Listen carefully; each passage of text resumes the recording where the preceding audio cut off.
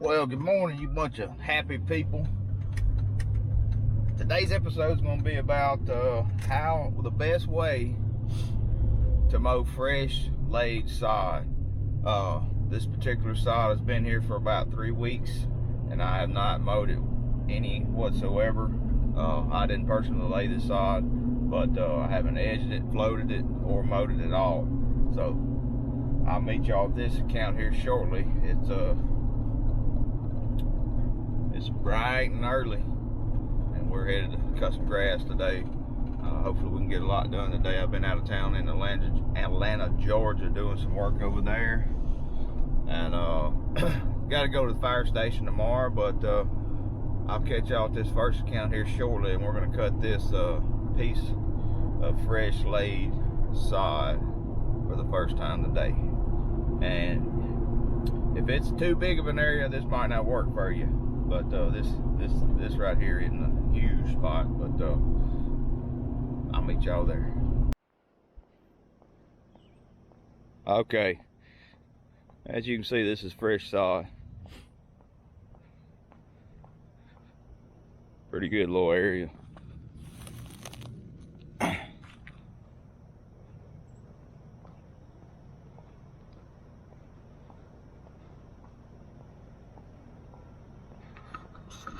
But it actually looks like it's taking root here.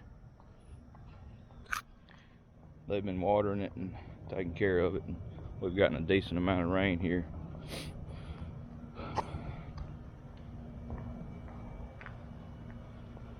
I'm not necessarily scared.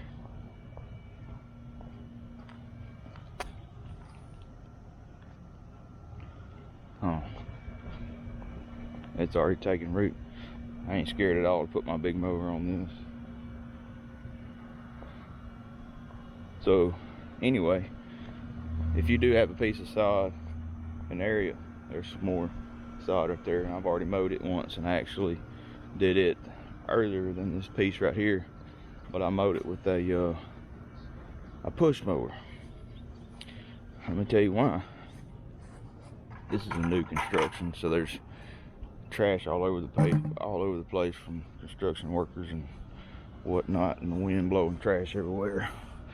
But the reason I mowed it with a push mower is because that heavy lawnmower, whenever you make your turns, you could slip the sod and just go ahead and start creating ruts, if you will. Not necessarily ruts, but bald spots in the where you slip that sod, because it wasn't rooted yet. But I really wasn't sure if this sod had taken root yet, but push mower or walk behind a grandstand would work great. They're not near as heavy as my mower that I have. A sit-down ZTR. I have a 60-inch Toro. They've got water hoses everywhere, but we're gonna cut this sod for the first time today. And make this account happy, but I purposely let it go for a little while just to be 100% sure. So let's get this big mower on this sod here shortly and see how it does. But if you're using a big mower on fresh sod, you always want to take your turns slow. You don't want to zip through it. This side's still squishy, and whenever you make them sharp turns, you're gonna slip the turf. So the side's a little bit blocky, but it's gonna take a minute to edge it out the first time. Let's get busy.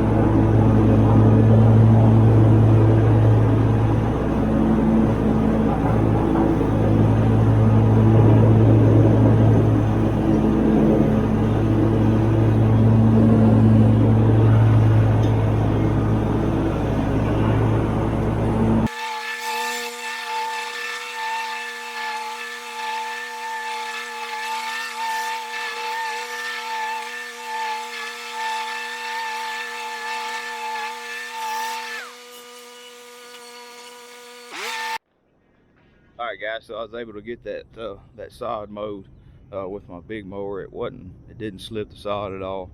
So fortunately we didn't have to push mow it. But normally if it hadn't taken root yet, I'd use a push mower. If you're gonna use a big mower, kind of feather your turns whenever you're turning. Don't make any sharp turns because it's still taking root. And cut it higher than you normally would, probably an inch to a half an inch. That way you got some good healthy grass before you really stick it to it. But I cut that on 3 1/4. This is a once in a week account, so I'll be back next week to keep an eye on it. But it's getting enough water there and it's taking roots. Good looking sod. It's a new construction, so I'm fixing to float it and edge it out, and I got a whole lot left to mow on this particular account. But feather those edges whenever you're making the turn with your ZTR, or if you're going to use a big mower. Go slow and cut it higher.